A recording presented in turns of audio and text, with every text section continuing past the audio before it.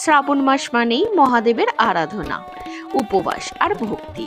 এই সময় অনেকেই পেঁয়াজ রসুন এড়িয়ে চলেন, কিন্তু কেন? হিন্দু শাস্ত্রে পেঁয়াজ ও রসুনকে তামসিক খাদ্য বলা হয়, যা শরীরে অলসতা, রাগ ও কাম ভাব বাড়িয়ে মনকে অস্থির করে তোলে। শ্রাবণ মাসে মন শান্ত ও পবিত্র রাখতে এগুলো বাদ দেওয়া হয়।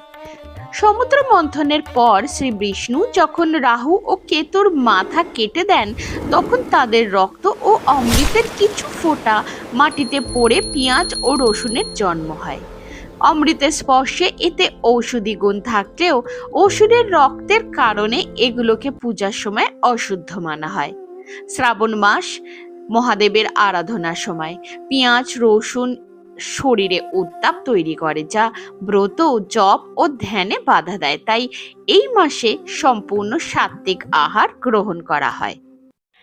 এমনই অজানা ও চমকপ্রদ তথ্য জানতে দর্পণের সঙ্গে থাকুন।